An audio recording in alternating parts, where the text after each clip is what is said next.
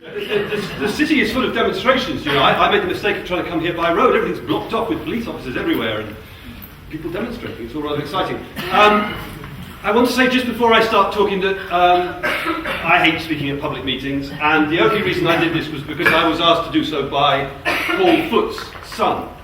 And I just wanted to say something about Paul just in a minute, that he was the best reporter I've ever come across.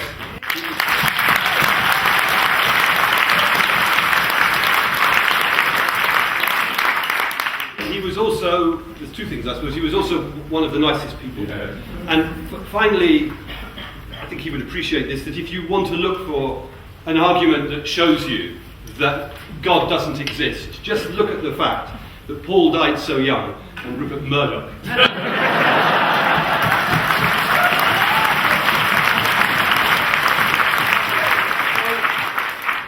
I'm going to sort of just talk about a few different aspects of the press and try and think about the nature of what goes wrong with an eye on the nature of what could conceivably succeed in making them go right. So actually, before I get to the hacking, you hearing me all right? Yeah. Let's just look a little bit at what I tried to say in this book, Flat Earth News. And so that you understand that the reason for writing that book was really the business of the weapons of mass destruction in Iraq.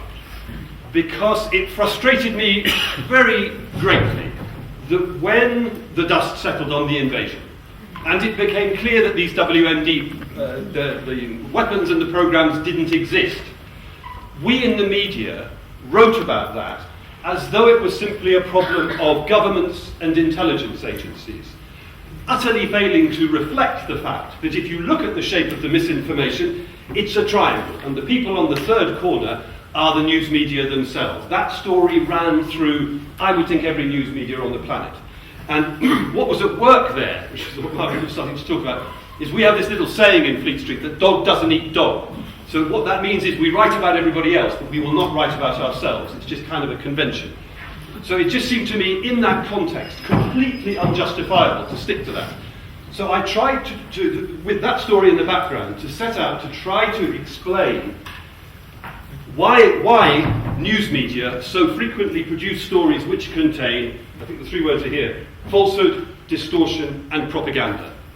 Now, as a starting point, this is one of the reasons for wanting to say this to you. If you ask people outside the media, particularly if you ask people on the left, you frequently get a very simple explanation, which is that this is all to do with the proprietors of the media leaning down from on high and telling us what to write. Now, sorry, I'm still a bit breathless from running.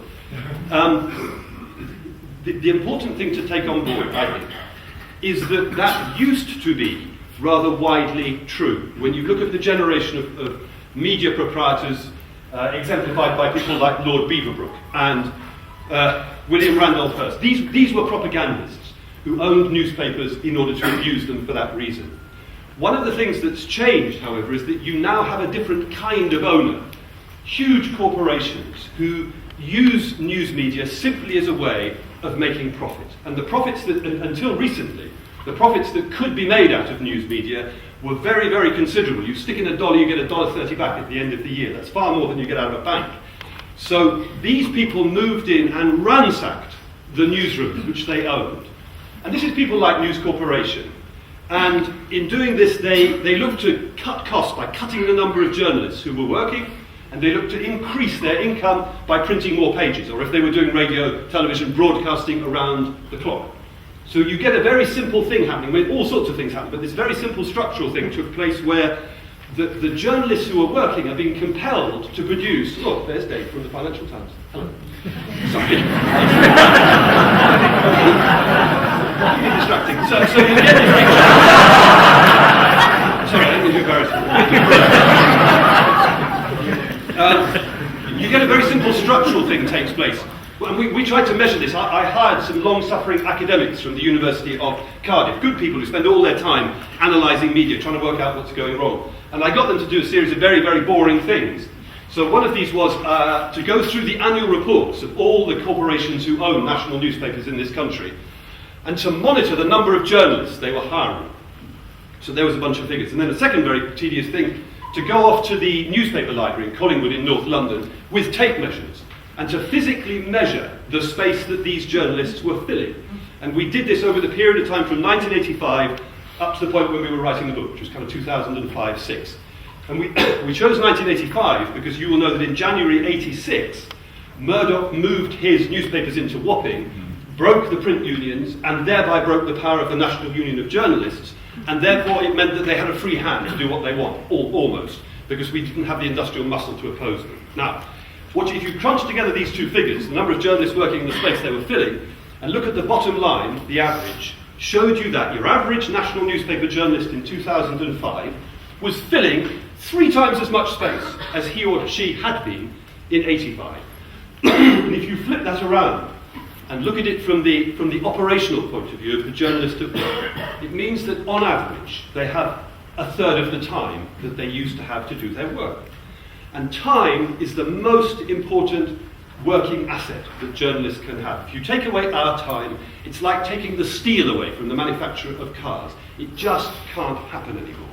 So, pushing these long-suffering academics a little further, I asked them to take two weeks at random, I think it must have been the year 2005, and to select from each of those 2 randomly chosen weeks all of the stories that had been published by the quality press in this country about the United Kingdom. So the contents of their home news pages.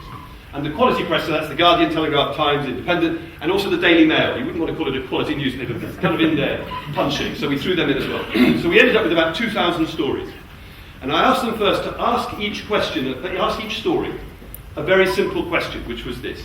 Insofar as this story has a central statement of fact, is there evidence that it has been checked? Now the answer you're going to get is absolutely blindingly obvious, because the central function of journalism is to try and find the truth and tell it. And so, well, if that's the central objective, the actual central function that you're engaged in day by day is checking. So this information is false, it doesn't go in. This information is true, it does. So the answer you're going to get is 100%. But it wasn't. The answer they got was 12. 12%. This is what happens when you take time away from journalists. They cease to be able to perform their simple, essential functions. So then, a second question about this same randomly chosen collection of 2,000 pieces. And remember, this is not your tabloid shit stories. These are the papers that call themselves the quality press.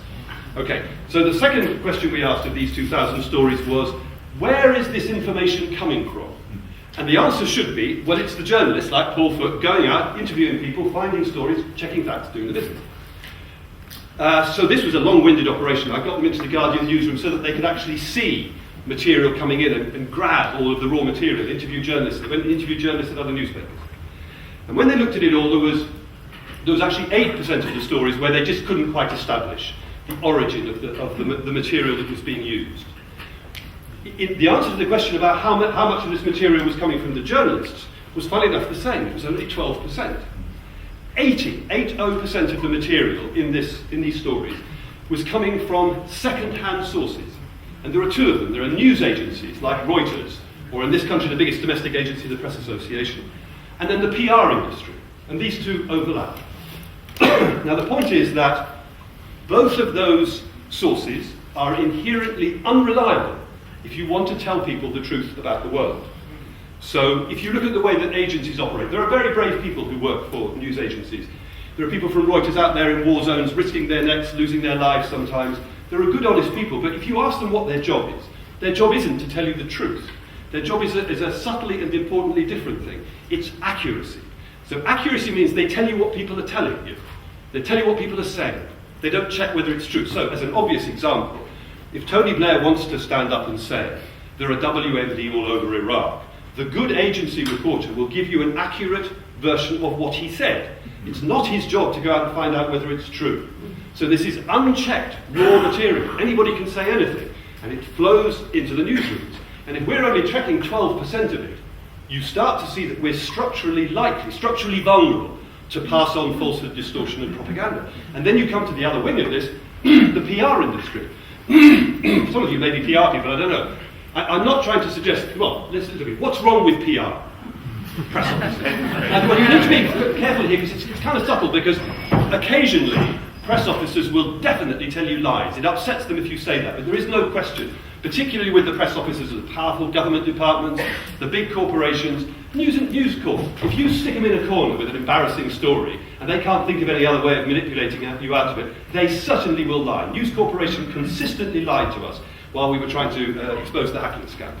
All right, so there are some lies told, but mostly what press officers do is to set the agenda. They decide what stories we should cover, and they make these decisions, they package them up, and they provide them for us. So they're distorting the news agenda to make us select stories which suit their commercial or political needs. If I just expand it, because it's important because you mustn't let PR people get away with saying, well, that story's true, so there's nothing wrong with what we do.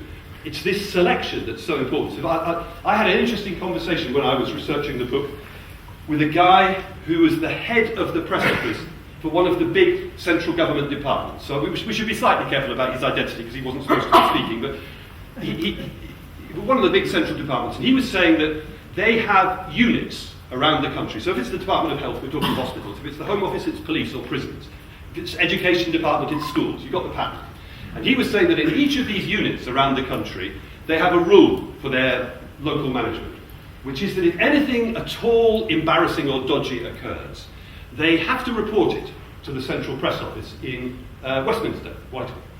Because then the press office will produce what they call a forward line. That goes into their computer in the press office, so that if a reporter phones up and says, well, what about that embarrassing incident in Nottingham or wherever it is, they know what they want to say, okay? Now, the reason he was telling me this is he said, we never use them.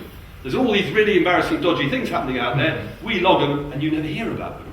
The stories that we wrote about this government department's area were the ones that they chose for us. And of course, they chose stories which they might be true, but they reflected them in the light that they wanted.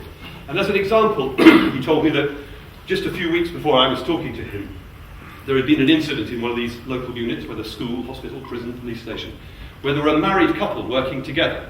And the man had lost his temper with his wife and had taken an axe and attempted to cut her up into quite small parts in the school, hospital or police station. They had logged that in the computer and we hadn't heard about it. We'd written a story about how the budget was increased by 0.1% or whatever.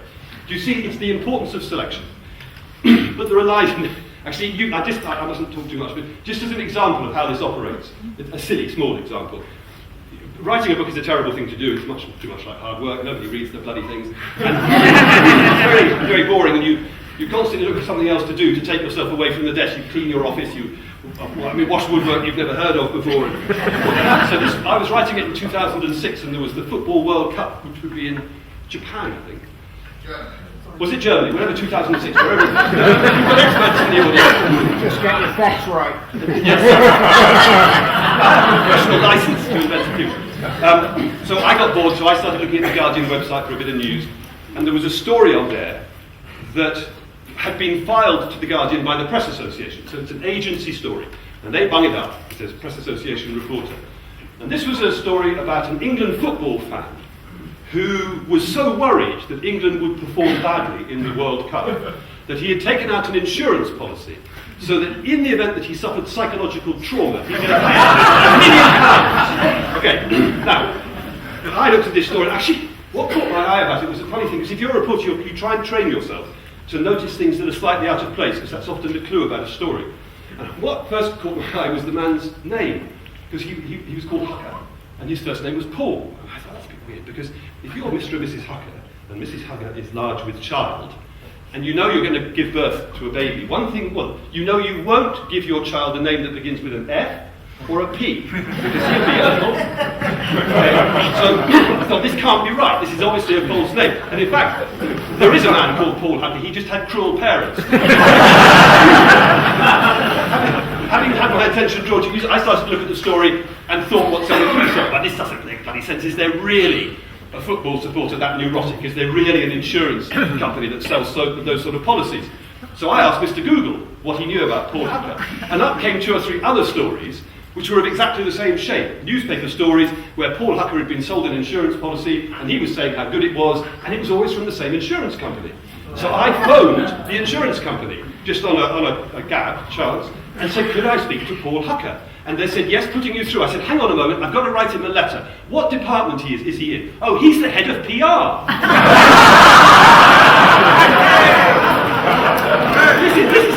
There you've got it. There you've got the agency copy and the PR working neatly together, and there it is on the Guardian website. And over the next 24 hours, I watched that little story bubble out into radio and television and news websites all across the United Kingdom. And then in the next 24-hour period, it went global. There it was in Canada and South Africa, everyone liked playing football. You could see it in foreign languages, like in Indonesia. So, just let me... So that's a model of it, right? There's one other adjunct to this about PR, which is that... So the PR industry is primarily selecting our stories and occasionally lying. Bolted onto that is an industry of propaganda. Now what I mean by propaganda is that it's a much more brazen thing. This is military and intelligence agencies who develop completely fictional stories and plant them in news media. So there's no mucking around here about telling the truth and selecting them. This is about brazen fiction, which is contrived to achieve a particular political end. And one of the things, and if you've got a news media, just come back to what I'm trying to start, that only checks 12% of its facts, that recycles second-hand material unchecked, we're like wide open. We're like a body without an immune system. They just hand it on and we put it in the paper. I might give you an example in a minute, but the structural point to recognise is that we now know, courtesy of congressional inquiries in Washington and some very good work by a couple of journalists, like Carl Bernstein wrote a big piece, The Rolling Stone, about this. We now know that during the Cold War, the biggest news organisation in the world was not Reuters or the AP news agency, it was the Central Intelligence Agency of the United States, who owned or controlled news organisations in every country on this particular planet, and used them to feed out propaganda to achieve political purposes, primarily about smearing the Soviet Union. Okay. And when the Cold War ended, because this is a bureaucracy, their budget got cut. But since September 2011, that budget has been restored and expanded, and of course they're working with much more sophisticated systems now because of the internet and globalized communication. And they are out there pumping this stuff in to the undefended body of the mainstream media. And I mean, one of the things that's galling about this is the ease with which they can do it. It's almost as if they're sitting there in their dark rooms with their feet up on the desk and a cigar going, saying, what can we invent that they might spot? They won't. No, let's push it a little bit further. Let's see how many big lies we can tell. And they still won't notice it. I want to give you an example. Has anybody got my glasses? You know, in the... What? On this side. And I don't know whose these are. Everybody lost their glasses. My God, this one.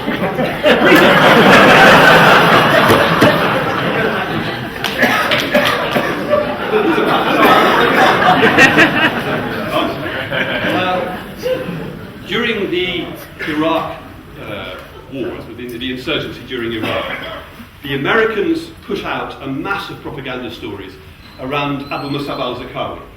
You will remember that he was the leader of al-Qaeda in Iraq. If you actually look into the history of the thing, he wasn't the leader of al-Qaeda in Iraq until very late in the day. The important thing about Zarqawi was that he wasn't Iraqi, he was a Jordanian. And he was indeed involved in all sorts of armed struggle in Jordan. He wanted to unseat the royal family there. But from a propaganda point of view, he became a key figure in the soap opera that they were constructing for consumption by the mainstream media. Because every time a bomb went off or some poor hostage's head was cut off, they could say, well, that's Zarqawi. We're not dealing with an insurgency from Iraqi citizens. It's foreign fighters, which was another cliche. They slipped into the system. And Zarqawi embodies this, that it's foreign fighters coming into Iraq. It isn't the local people. So he was terribly important to them. And, like, for example, so let's take on this. In the autumn of 2003, I think it was, the Americans went into the city of Fallujah. It's quite a big city. It's about the size of Brighton. And they had gone in first in April and tried to take the city. They destroyed homes and shops, and they'd had men, women and children being killed. And the whole thing had created such a backlash of public opinion, particularly in the United States, they'd had to back off. So when they went in November, the general who was in charge was a guy called Tom Metz. He's written about this in specialist military magazines, which you can find on the internet. It was an explicit and central part of what he did, that he would control the news reporting of this so that he could finish the job. And Zarqawi was central to that effort. So in the build-up to going into Fallujah the second time, they slipped out all sorts of wonderful stories to explain that Zarqawi was in there and he was tending to torture children and do all these terrible things. Zarqawi, of course, was nowhere near the place. But this is an example of how vulnerable and hopeless we are at spotting this stuff. There was a particular story they put out. Can I find it? Hang on, don't go away. It's here, I found it. So this was a few days after they went in, and they were slipping out these stories constantly to remind us why they were there. It's all about Zakawi. For example, they found a germ warfare factory, or so they said. We never heard from it again. They said they found the mutilated body of a Western woman in the street, killed by Zakawi's people. And there were only 2 Western women who were hostages at that time. One of them was released 6 days later, so it clearly wasn't her. The other was that poor English woman, Margaret, someone who worked with, what was her name? Who was shot to death sometime later. The mutilated body of the Western woman, pure fiction, but it runs into the news media. So there was this particular story they put out, which was they said they found the training centre for Zakawi's people. And they put this out on the wire. I got this from the website of the Melbourne Age, but it ran everywhere. And they said they knew it was the training centre for Zakawi because they had found, quote, an imposing building with concrete columns and a large sign in Arabic on the wall reading Al-Qaeda Organisation. McDonald's, Woolworths, Al-Qaeda. But you would think, wouldn't you, that we might, even with our only 12% check ratio, we might spot that. No, we've got it. So, just to pull back and look at the big picture, I'm trying to describe an inherently vulnerable system which can be manipulated. And I know there are some people on the left who find this frustrating because they want to go back to the old model. They want to say it's all down to Rupert. So I do not want to deny that Rupert interferes in the editorial freedom of his newspapers. If you're trying to explain where all this falsehood and distortion comes from, some of it undoubtedly comes from proprietors abusing their position and editors and journalists allowing them to do so. So someone like Murdoch will impose a kind of ideological framework on his newspapers. That's one. 2, he will intervene on key political issues. In this country, the European Union. None of his newspapers are allowed to say anything pleasant about the European Union. That's Murdoch intervening. In Australia, he has completely corrupted the reporting of climate change, particularly through his supposedly posh and reliable national newspaper, The Australian, which is viciously dishonest on the issue. I mean vicious because it attacks people who dare to try and tell the truth about climate change. So no question, he does it. The other thing he'll do is to intervene on occasion to defend some commercial interest. So it goes on, and it's wrong. It is definitely part of the picture. What I don't want you to make the mistake of is to assume that that is the picture. So it's a very difficult thing to quantify. So I talked to lots of journalists about it, and they said that if you look at all the falsehood and distortion that we run, 5 to 10% of it could be to do with proprietors and a tiny bit from advertisers. I actually think that's too high. I don't think anybody would seriously suggest 10% of the falsehood and distortion is proprietors. But I just want you to, don't feel, oh, well, this is a lot of old eyewash because it's not really about the politics of the thing. Just look at what I'm trying to explain to you with this structural openness. It means that any corporation, for example, who want to manipulate our coverage, don't have to fuck around getting in touch with the proprietor or try and tell us that they're going to withdraw our advertising. They walk through the front door and they give us a little news story, nicely packaged up with a bow on top. This is PR, and we put it in the paper. It's got worse. So I'm not. One needs to appreciate this, because if you then start to say, well, how are we going to solve the problem? If you fixate, as some MPs do on Labour backbenches, if you fixate on the power of owners and say, well, we've got to stop one owner owning so many newspapers, or there are particular owners who we need to get out, you're not going to solve the problem. I said in the book, you could take Rupert Murdoch out of News Corporation and replace him with Rupert Bear. They will still. Okay, so that was something about that end of it. Why it is we produce falsehood and distortion. If I come, I don't know how I'm talking about, but I'll keep rambling on. If we come to the hacking scandal, I'll try not to talk too much about it, but just one thing so you understand how there is a stupid aggression about Murdoch's people. They live on a planet in which they're allowed to do what they want. And he's a fantastic guy to write about, because every time you find a stone with Murdoch written on it, when you lift it up, there's somebody breaking the rules or the law underneath it. There's a special kind of ruthlessness about these people, and they think they can get away with it. So as a small instance, the book comes out.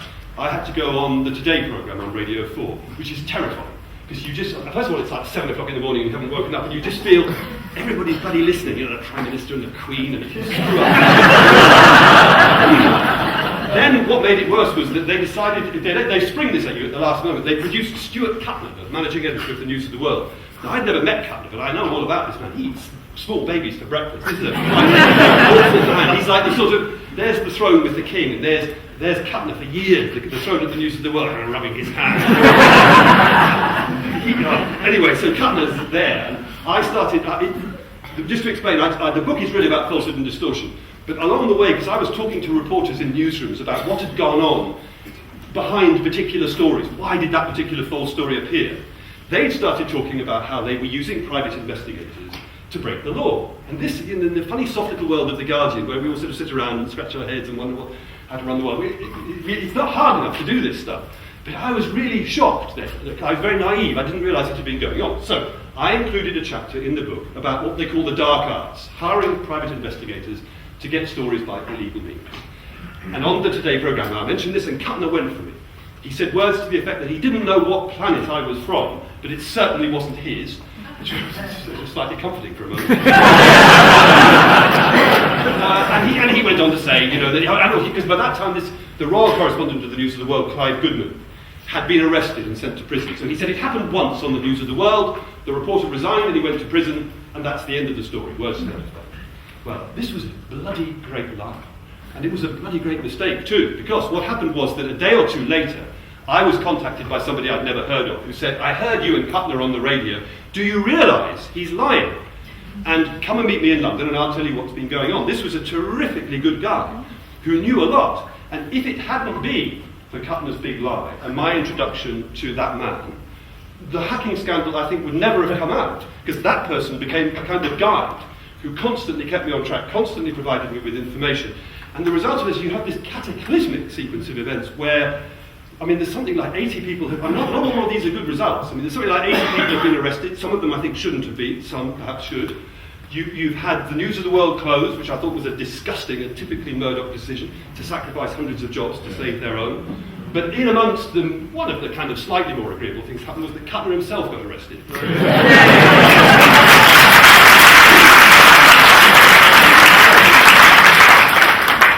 So you know the outline of what happened. What I wanted to talk about, maybe not quite such much length about, is what does it tell us? And it's a bit like I was saying, don't fall for the simple explanation that falsehood and distortion is all about proprietors. There's something else more kind of subtle going on. And it's the same with the hacking scandal. So if you look, for example, at what does it tell us about the relationship between news organisations like Murdoch's and government? There are several very tempting theories, like a lot of politicians will tell you that his power, Murdoch's power, derives from blackmail, that he uncovers terrible secrets, sexual secrets about the private lives of politicians, and then that captures them. And a lot of journalists will say that they have a safe at the News of the World. They say the same thing about the Daily Mail, which contains dossiers on people, which they've not published. Those people are aware of the dossier in the safe, and so they become compliant. Now, there is a bit of that goes on. You know very well, there is absolutely no question that they're all over people's private lives. And there certainly have been occasions where, having got into somebody's private life, they withhold the information, they let the person know, and the person does become compliant. But having said that, it would be a mistake to think that that's the engine that's driving political compliance with News Corporation.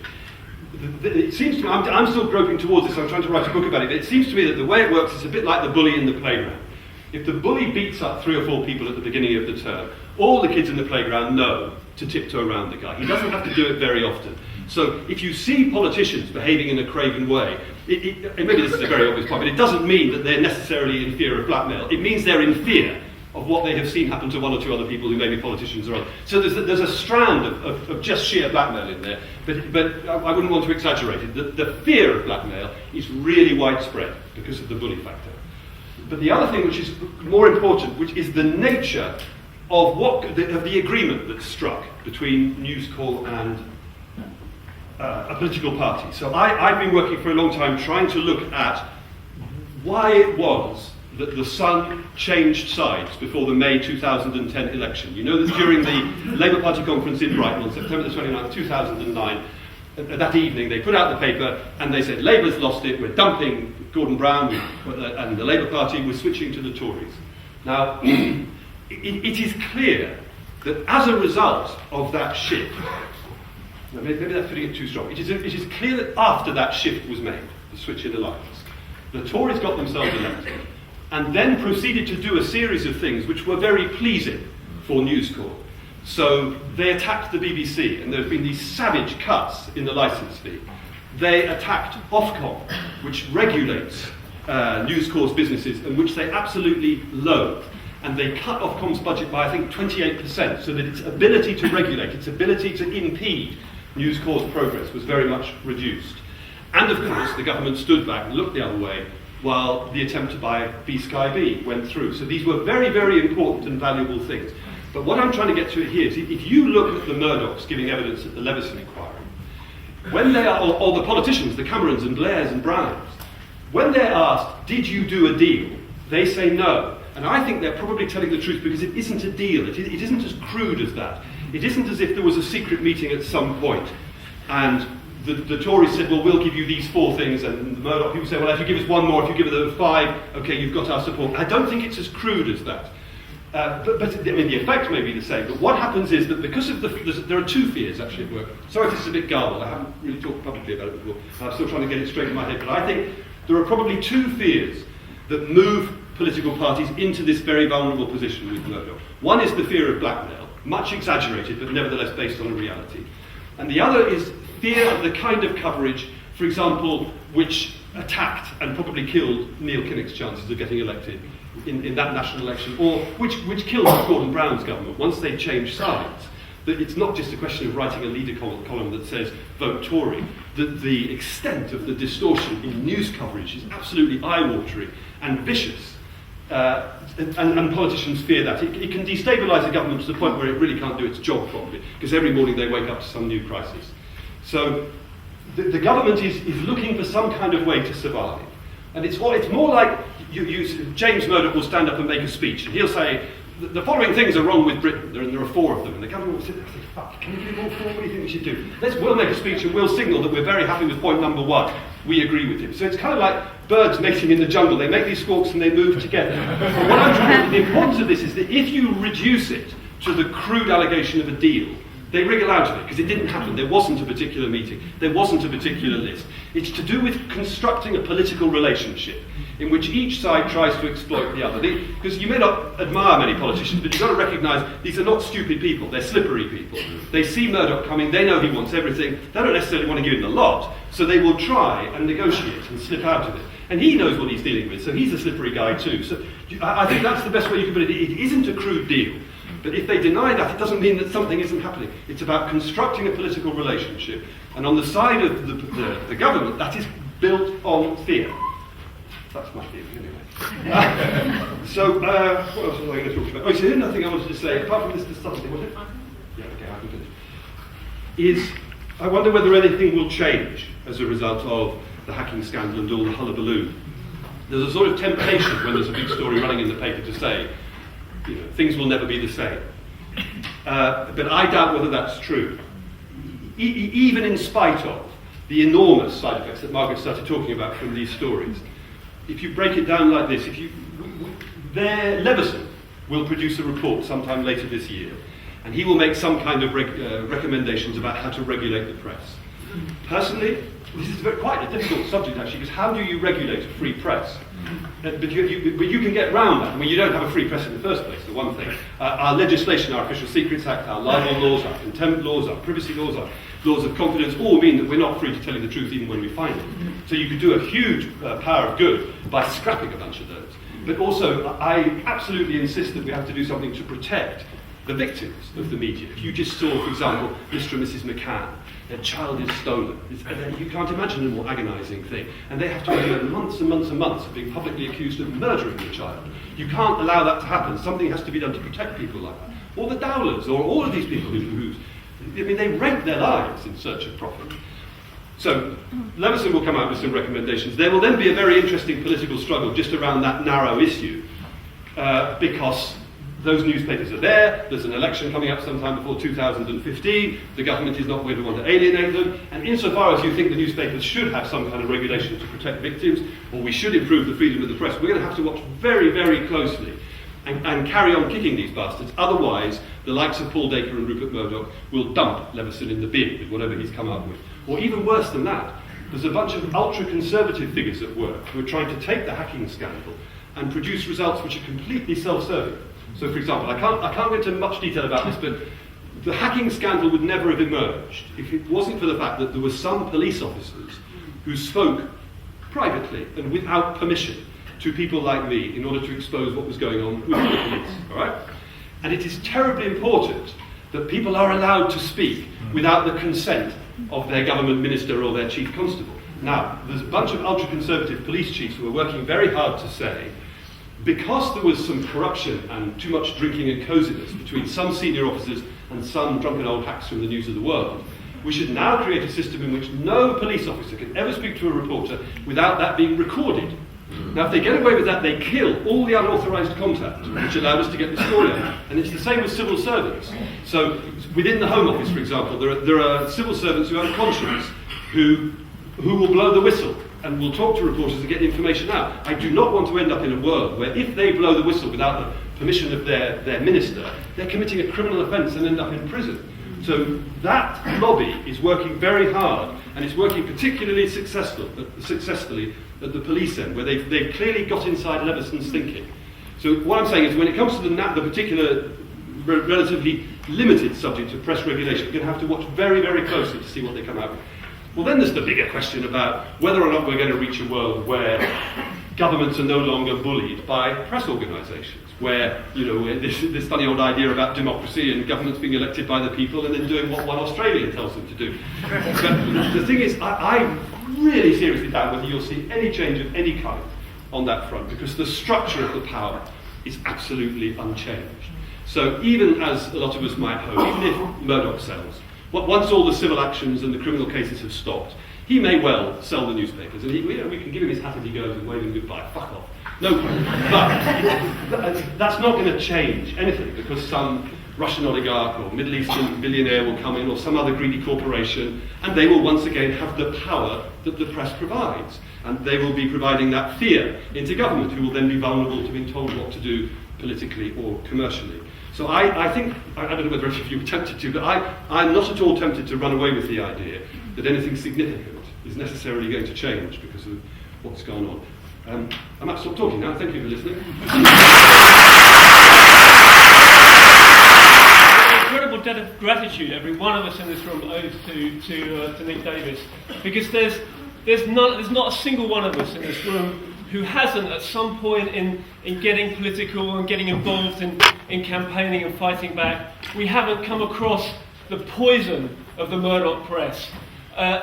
We haven't seen the lives of the people around us affected, damaged and even destroyed by the power of the Murdoch press. And what Nick Davies has done has blown the lid off that power. You think of the way that Murdoch newspapers took us to war in Iraq. You think of the racism, the Neanderthal sexism, and you have to bear in mind that Murdoch was the standard bearer for Thatcherism in the 80s and 90s in this country. For people who, like me, who work in the media, we feel the hot breath of Murdoch on the backs of our necks because of his model of running the media. They smashed the media unions, and we're living with the consequences of that today. But Thatcherism also set out to smash the British unions and to beat the miners and so on. Now, the problem that we face is that he's still at it. They're still at it. Yeah. The Murdoch papers campaigned to, whatever you think of the intervention in Libya, they campaigned to take us into that intervention. They printed lies and distortions of propaganda on their front pages. The editorial in the Sun newspaper on the 23rd of July, the day after Anders Breivik went on his rampage in Norway, the editorial reads, finishes with this sentence: "We must ask ourselves whether, like Norway, we offer too cushy a life for bogus asylum seekers." Because they pinned it, they thought it was a Muslim. That's why they did it. And the problem with Leveson is that it's too narrow. Nick has put the wedge into Murdoch. We have to really get a sledgehammer and smash it in good and hard, because he's exposed the corruption between the ruling class and the media. But the media is still being run according to Murdoch's rules. When James Murdoch got up a few years ago and said that the only guarantee of independence in the media is profit, all the people who run the media got up and applauded him in Edinburgh, and that's why the Tories are after the BBC. And we on the left, we do tend too often to say all the media is shit. Actually, we have to stand up and defend people like Nick Davies, who's taken a whole bucket load of shit for what he's written. We have to defend Tom Watson for his incredibly courageous campaign. We have to defend the BBC. Some media is shitter than others. We have to stand up and fight for a decent media, and to kill off Murdoch once and for all.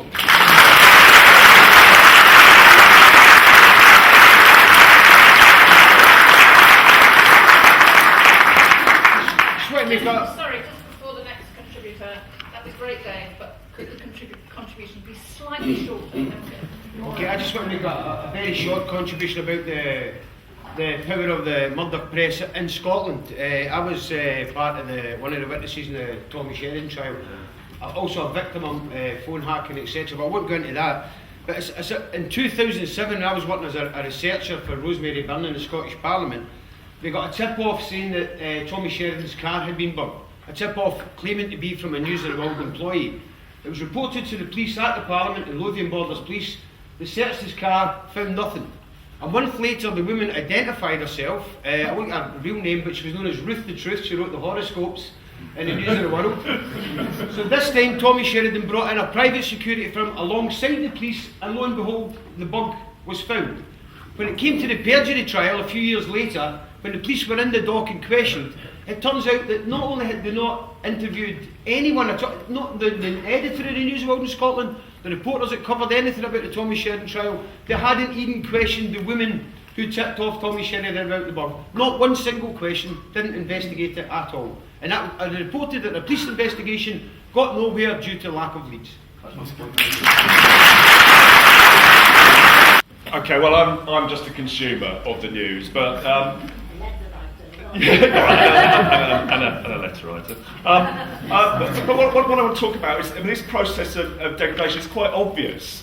The lack of resources is quite obvious in the news that we consume as well. I mean, when I was young, in the early 70s, you had people like Paul Foote writing in the Daily Mirror. You had John Pilger writing enormous sort of serious articles about the news. You had things like World in Action on television, magnificent documentaries about the Nazis and whatever. Political hard news in a way that working class people could understand and assimilate and discuss and whatever. And just how far we got from that was brought home to me earlier in the year, when the SWP and the Right to Work movement and whatever had a real success in exposing the workfare scheme. It was really, really brilliant. All those companies, Tesco and Peacocks and whatever, using our kids, using unemployed people as absolutely, free labour, slave labour, and completely exposed about it. And I remember watching Newsnight, still a sort of flagship BBC show, hard news show.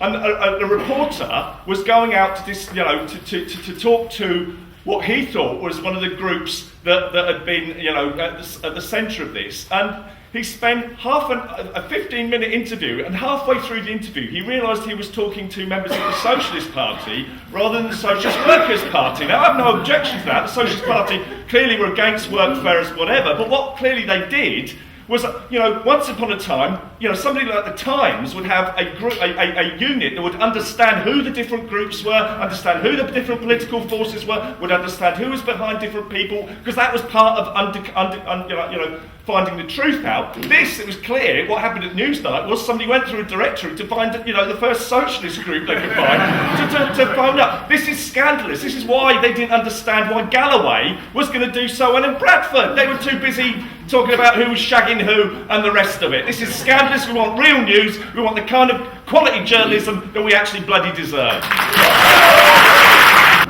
Well, I just kind of have two questions really for Nick. I've started reading this book. I'm about 100 pages in. I think it's fantastic.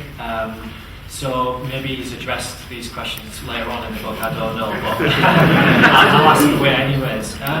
The first one is he mentioned the point that, actually in his book, he kind of plays down the influence of advertising and says like the left has often exaggerated the impact of like an advertisement subsidised media, and I think there's truth to that. But I mean, I do wonder as well that when he says Murdoch imposes an ideological framework on his news, can we not in the same way say the same thing about advertisement?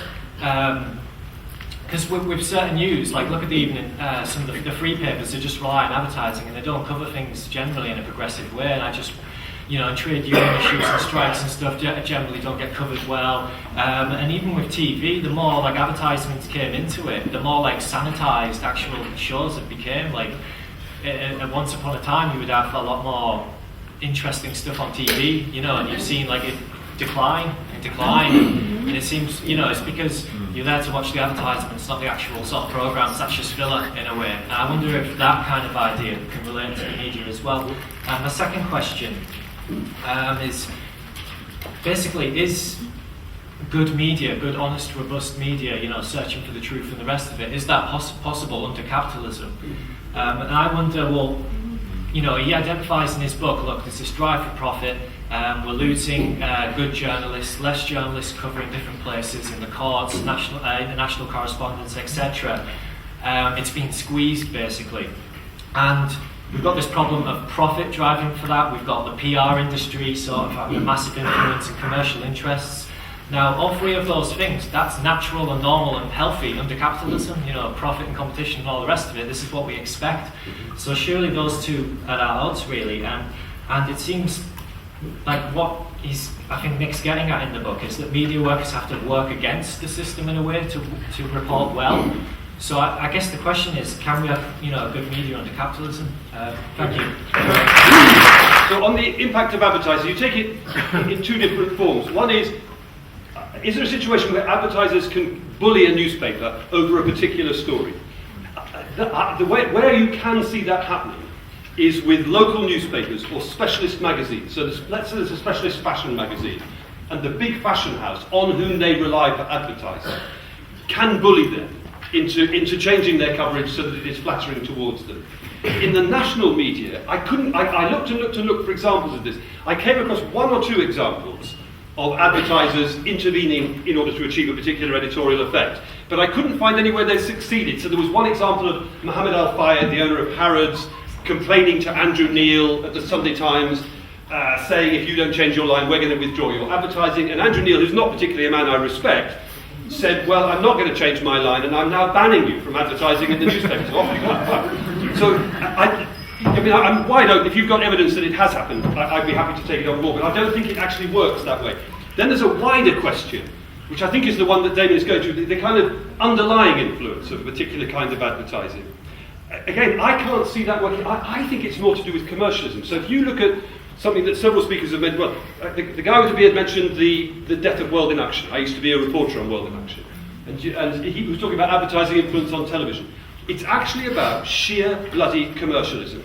If you had an official censor, like in a dictatorship at work, and they had decided they didn't want subversive television programmes made by World in Action, or TVI on Thames Television, or First Tuesday on Yorkshire. Do you remember all these programmes? The ones that got the Guildford 4 and the Birmingham 6 out of prison. They would have said, right, we're going to close those programmes down. They didn't need a censor. Sheer commercialism did the job for us. Mrs. Thatcher brought in this legislation which said, we're no longer going to give the licences for commercial television companies to those who pass a quality threshold. We're simply going to sell these licences to the highest bidder. Those companies that got them had paid huge amounts of money, therefore it was no longer about quality, it was all about profit. And if you put out a programme about child poverty in Leeds, you're going to get a small number of viewers, and therefore you get less advertising being sold. If you put out a programme about Madonna's inside leg, the number of people watching shoots up, and so does the advertising budget. So in that sense, the sheer commercialism, that commercial imperative killed those programmes with all the efficiency of a dictatorial censor. Quite terrifying to see it. Okay, and then the truth of capitalism, I think we're saying the same thing. I mean, the capitalism generates these commercial forces. It is slowly strangling newspapers. It's a bit more complicated than that, because at the moment, the most destructive impact on newspapers is actually coming from the internet, which is exaggerating what I was talking about earlier and taking it. So they're taking away masses of readers who will no longer buy a paper because they get their news for free online, and they're taking masses of advertisers. Like The Guardian's biggest single advertising income used to come from the National Health Service, because every time they wanted to hire a doctor or a nurse or a secretary, they'd bung an advert in the public appointment pages of The Guardian. Well, now the NHS has its own website. They can advertise for workers on that website. It's free. It precisely hits the market they want. So we lose. That pattern is devastating to us. And we have no idea where the future of the mainstream media is coming from. And I wanted to endorse something that Dave Crouch said, which is that it really is important to defend the BBC, because there at least there's a business model which still survives. And if you want an indicator of why the business model, i.e. the licence fee, is a good thing, just look at the number of commercial media outfits, particularly the Murdochs, who want to kill it off. So you definitely defend the BBC. There's a bit of news work that can still survive. But the rest of the mainstream media, it is perfectly possible that in 20 to 30 years' time, you won't have mainstream media anymore. For better or worse, they could go. I mean, there's no God-given rule that says a profession has to survive. When was the last time you saw an arrow maker? I'm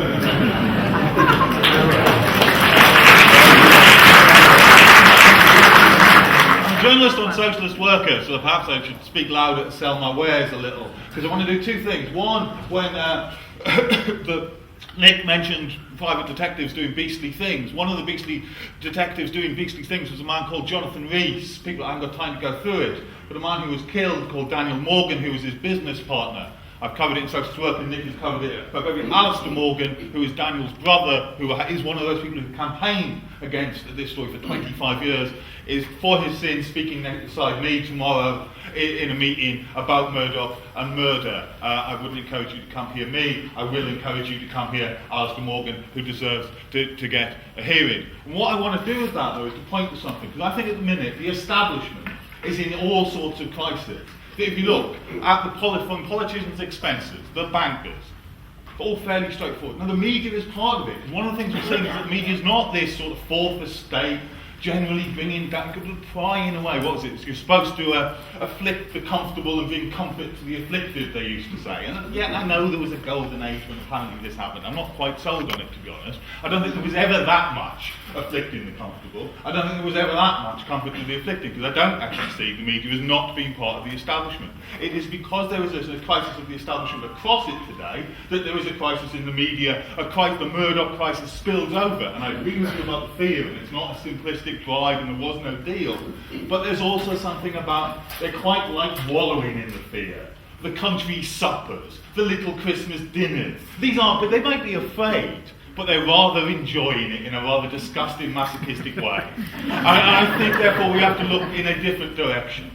A part of that is, of course, I want plurality in the media. I want good journalism, not bad journalism. I want good journalism, not bad journalists. But I also want something else, which is why I do what I do, which is I do not think it is about getting better reporting of men in suits telling me what their latest announcement is. It's not about the bosses who are running the Olympics. It's about the bus drivers striking. How many of their voices do you hear in any newspaper? You hear them in the one I write. How many refugees do you get seeing not as victims, but as people fighting for their rights, where they get to tell their story? Not simply as colour, not like the riots were done with let's find a few feral young people to make fools of, but actually all the time, standing on the side of the oppressed, writing about the poor, not as victims, but as fighters. That, in my view, is how you get good journalism. Let's do propaganda funding and the babies in the incubators. So, what was the question about the propaganda funding? Just that it happened.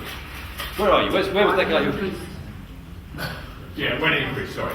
Why 2011 you said the budget stopped getting up? I meant, sorry, I probably said it wrong, so I was talking off the top of my head. I mean the terrorist attacks of September the 11th, 2000, of which year was it? Right. Sorry. I'm only a reporter, why would I know the date? Sorry, if British involved as well. Yes, certainly. I'll tell you a strange thing that happened. The funding, just to be clear, the funding for the new propaganda apparatus picked up again, was enormously increased after the terrorist attacks in New York and Washington. That's what I'm trying to identify as the kick-off point. And while I was researching the book, I discovered that there was a conference going on at the old National Liberal Club down near the Thames, just sort of south of Trafalgar Square, all kind of oak panels and big portraits of old guys, gilt frames. Okay. And they had these specialists in this propaganda function from all of the NATO countries gathering for the conference. They don't say it's a propaganda conference, they call it strategic communications, but that's just military speak for what they're doing. And in this strange world, post-Thatcher, everything's for sale. So they were selling tickets to this 2-day conference for money. So I mean, it was about £1,000. So I bought a ticket. And you have to fill in a form to say who you are. So I said Nick Davies, Guardian, which kind of looks like a security company. I suddenly found myself in this great big room surrounded by these people. And I sat down, because it's sort of banqueting tables, and I sat down next to this American with the crew cut and the sort of white shirt with the sawn-off sleeves. And he said what it was, Brad Bradson, US Intel. So I said, yeah, Nick Davies, the Guardian. And the little ripples began to spread around the room. And about 20 minutes into the conference, various people started kneeling down beside me and saying, you're a reporter, I don't know what you're doing in here. So I said, well, I bought a ticket.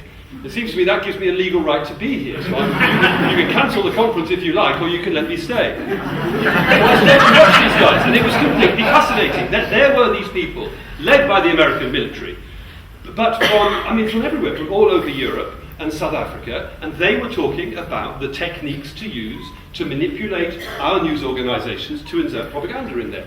And it's terribly easily done, as I was describing. And the points of contact are the mainstream press officers. So, I went to Washington and did more work on this, and there's been terrible shit fights within the Pentagon, because the normal press officers who are used to dealing with reporters like to be able to influence them. And the only way they can influence them is if they have some kind of credibility. So they can lie, but they mustn't be caught out lying. When the propaganda guys come up behind them and say, put out this story, they get freaked out. Because this is obviously a fucking lie. Even these reporters are going to realise that it's a lie. There's been terrible... In fact, you've had examples of Pentagon press officers leaking information to try and fuck up the propaganda people, because they're trying to know what's going on. The particular example about the Kuwaiti... So the Iraqis are coming to Kuwait City. The idea is they go to the central hospital, into the maternity unit, and there they find the wee babies in the incubators, and they take them out, hurl them on the ground. That story goes around the world. If you're in any doubt about the value of the Gulf War, you've got to go in there to save the Kuwaiti babies. And years later, the truth about all this emerged, which was that this story... What had happened was, when Saddam went into Kuwait, the Kuwaiti royal family fled. And they took with them, as you would imagine, considerable amounts of money. I guess it's in Swiss bank accounts rather than bags, but... They arrive in Washington, D.C., they go and see, it was George Bush Sr., wasn't it, who was president then, and they say, you've got to go in there. So Bush says, well, okay, I'm tempted, but we've got to have public opinion on our side. So the Kuwaiti royal family pulled out, I think it was $14 million as a budget, which was then given to the company which was then the biggest PR company in the world, Hill & Knowlton. Awful fucking people. And Hill & Knowlton then set about massaging public opinion. And some of this is very mainstream stuff to do with setting up interviews and press conferences. They set up, I know what it was, they set up this completely phony body on Capitol Hill. And they called it, I believe, some of you may know the story better, I think they called it the Human Rights Commission, which sounds like an official body. They just invented it off the back of a cigarette packet that morning. And they hired a room on Capitol Hill and hired a table, and they hired 3 politicians in blue blazers to sit behind it. And then they invited in all the hacks, the reporters and the film crews, and they said, okay, now we're going to bring in witnesses who will tell you what life is like under Saddam's heel in Kuwait. And that included this 15-year-old girl. The story's coming back to me. And she sat there and she said, I can't tell you my real name because my family will be killed back in Kuwait City. So they didn't know who she was. And she was trembling with fear. And she it was who told this story about how she had seen the babies being torn out of the incubators by the Iraqi soldiers in the central hospital in Kuwait. And that's how it got spread through the media. Okay, well, months later they discovered that the 15-year-old girl who wouldn't give her name had not been in Kuwait, had not been in the central hospital when the invasion occurred. She'd been in Washington because she's the daughter of the Kuwaiti ambassador to the United States. This story that she put out was complete fiction, soap opera, and she'd been well rehearsed to do it with the quivering voice. And this was all constructed by Hill and Knowlton. So there you can see the propaganda function, the way they dream up total fiction and feed it out through the outlets that the mainstream media are used to sucking from, like a fat teat. So what was the other thing about... Oh yeah, the NUJ. The NUJ is horribly and totally angry about journalists who engage with intelligence agencies and continue to pose as journalists, because any time that a foreign power, an army, captures somebody carrying a press guard and discovers that they are a spy, the jeopardy to any ordinary reporter who's carrying a press guard is enormous. We all become suspect, we all become vulnerable. So it's just fatal, literally fatal. And the NUJ wouldn't want anybody at all carrying their membership card and also working for an intelligence agency. I have to say, it's one of the great untold stories of the media in this country is the relationship between them. Because every so often you'll get a whistleblower come out. The first being Kim Philby, who was the KGB general who worked for MI6, and he talked in his book about the extent to which the intelligence agencies had penetrated Fleet Street newsrooms. He listed half a dozen newspapers where they had people inside, and I presume they're still there. It's a terribly useful cover if you're going out to gather intelligence. You have a reason to be in this strange part of the world, a reason to interview politicians because you're posing as a journalist. And of course you can also report back as to what those newspapers are doing. So it's a very alarming prospect. The NUJ is dead against it. There was one other thing, was there something to do with, Neil Kinnock. How does the Neil Kinnock story get in? That is definitely an example of proprietary interference. So I was saying on the second category that you can see Murdoch interfering on is the big political issues. So I gave you the example of the European Union. He's directly intervening and giving instructions. And at national election time, again, absolutely clear that he is laying down a line. And there was quite a lot of detailed evidence of this at Leveson that you may have seen in relation to that decision I was talking about to switch from Labour to Tory in September 2009. So and it's absolutely crude and gone. But is it evidenced in memos, in meetings, No, I don't know that we. Well, if the memos exist, we haven't found them. And Leveson's a surprisingly powerful tool because in the panic after the stories last summer, Cameron has given Leveson the power to summon anybody. I mean, it has been fun watching these Prime Ministers being questioned, and these emails and texts and so on that he's disclosed. But so far in that process, you haven't come across something written down. But I mean, I think there was detail on James Murdoch, Rebecca Brooks, Rupert having meetings to discuss what the Sun should do, and little Dominic Mohan, the Sun editor, was involved, but I mean, he's hardly an influential voice. The ghastly Trevor Kavanagh as well, the political editor. I've got a little bit, I know, in fact it was when Private Eye very kindly gave me the Paul Foot Award, which was very exciting, a few months ago, and I got a bit drunk and I was making a speech, and for some reason I started thinking about my father and how when he used to swear, he tried to swear politely. So instead of saying God, he would say Gordon Bennett. You heard people of that generation. If Gordon Bennett was a journalist. Well, so then I thought, well, obviously we could extend that idea and use other journalist names as substitutes.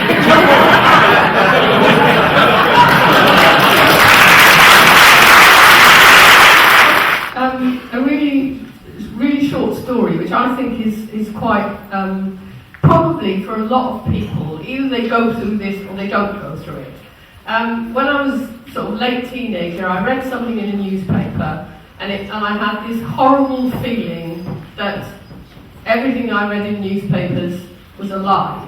Basically, because it was a short story about, a short write-up about something I knew something about. And it was a sort of shocking feeling that in this thing that I thought was giving me something that was a truth, was something that was obviously not true. And one of the things that I find really frustrating, I mean, over the years, okay, so I've read more things in newspapers and I thought, hang on a minute, I don't think that's true. But so many people I know and people I work with do believe what they read in, the Times or the Daily Telegraph or the Daily Mail or whatever it is, and I just wonder. I mean, I know that we're always striving to get the truth, and as our comrade from Socialist Workers spoke, we need more truth in newspapers, more unionisation, etc. But how do you influence somebody when you have that weight of stuff coming down upon them? How do you influence the reader? How do I influence the person who I'm sitting next to in work who believes, for example, that Julian Assange, which is what the most recent discussion has been about, that Julian Assange is responsible because of the WikiLeaks, he's responsible for the death of, various soldiers, and that is, to me, that is coming. Where's all that coming from? It's coming from the Daily Mail, etc., etc. And that is lies. And to me, journalists are sort of like, they've become licensed liars. Firstly, because what it has shown is a connection inside the ruling class between those who own the media, the people in the police force, and the political class. And I think that is enormously important. It's exposed something which people like myself in the 60s and the 70s, when we became revolutionaries, it was not part of mass consciousness, and I think that has now become part of mass consciousness, and I think that's a huge step forward.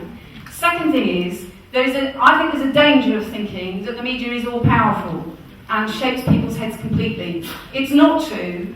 We actually know that people have what Gramsci called contradictory consciousness. They have all sorts of different ideas in their heads. And what begins to blow it apart is actually the strength of mass movements and the strength of working class organisation and the levels of struggle.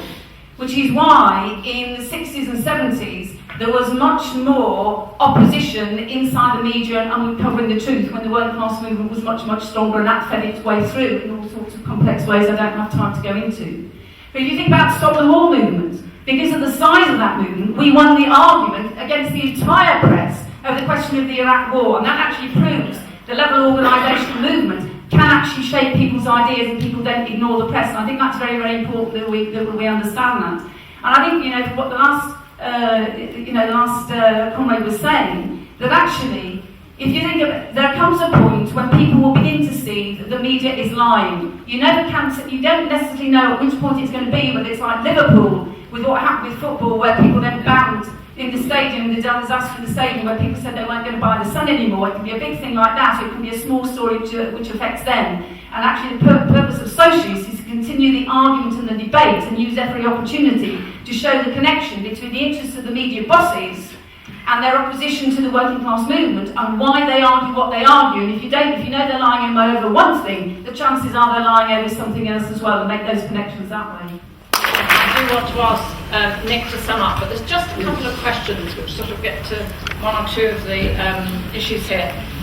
Somebody is asking what Nick thinks about Tom Watson's book, which we do have on sale, and a general question about what do you say to overworked, hard-pressed journalists who have pages to fill but not enough time to check all the facts? Okay, so Tom's become a friend. I didn't know Tom Watson before this thing kicked off, and I think he's a good guy, and there have been points when I think he's been positively brave, and when the Ed Miliband's leadership was still basically in a position of kowtowing to Murdoch, Tom was openly saying on Newsnight, or where anybody would listen, Miliband's wrong here, you've got to start fighting this guy. And then, it takes a bit of courage to step out of line and jeopardise your promotion prospects or whatever. And to tell you the truth, I haven't read the book. It's just for this reason that I'm writing a book, and I don't want it cutting across my thinking. And I don't want to be sitting there thinking, oh fuck, I can't say this because Tom's already said it. So I think it's a good book, but I haven't actually read it. I'm saying that because I think Tom's a good man.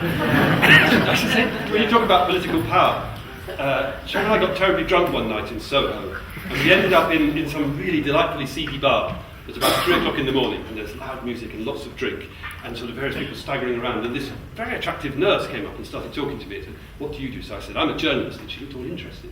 I said, this is my friend Tom, he's a member of Parliament. She went, oh, Tom. Political power. I didn't. What was the other thing? Oh, yes, to journalists. I think this is quite an interesting question of what do you say to the working journalist, because the thing is that the macro picture of the press is pretty depressing. The business model has crashed. All those problems I'm talking about are worse than ever. The power of the proprietors, I don't think, has been undermined by anything that's happened in the last few years. It's all pretty depressing. But at the micro level, I think it is still possible to score. I sometimes say to students who I'm teaching that the most important skill that you can develop is office politics. You have to identify the one person who's out there running the news desk. At the FT it would be Dave, and say, no, but it would be. And you say, okay, this guy still wants to get decent stories in the paper, and I'll build a relationship with I'm the reporter, there's the executive, and that executive will protect my time. So that all these people, they get up at 6 o'clock in the morning, these newspaper executives, and they do this awful kind of willy-waving competition where they all compete with each other to see who can read the most newspapers and listen to the most bulletins, and then they go into their stupid meetings at 10 o'clock and they all confer, and they produce a list and say, this is the news. And then they go off and tell reporters to go out and cover it. They're covering what everybody else is covering. It's a nightmare. So when they're in their meetings, you need an ally, somebody like Dave, who says, don't send Nick off on the Prince Charles's press conference about the future of roses because he's digging into police corruption or whatever it is, poverty in the East End. And so on that micro level, you can still score. You can still get somebody who will protect your time so you can do your job, and then when you've done your job properly, you can still get somebody who would give you the time, the space rather, in the paper to actually publish it. And on the whole, the two organisations where you're most likely to get that are the BBC and the Guardian, simply because They're owned by trusts, not by corporations. So all these commercial pressures I'm talking about, they're there, but they're somewhat mitigated. So it's slightly more easy to get the time. So like at the BBC website, which is full of recycled PR material and agency copy, they've introduced a system a few years ago where they have something called OJ, which is original journalism. It's terribly sad that they do this. You'd think OJ would be the normal course of events, but they said each of you must produce whatever it is, I don't know the percentage, 5 or 10% of your work must be original. So that's them trying to, I mean, it's pathetic, but they are trying to fight back. So I think at that micro level, it's still possible to score. I haven't got anything else to say by way of summing up, except thank you for listening to me.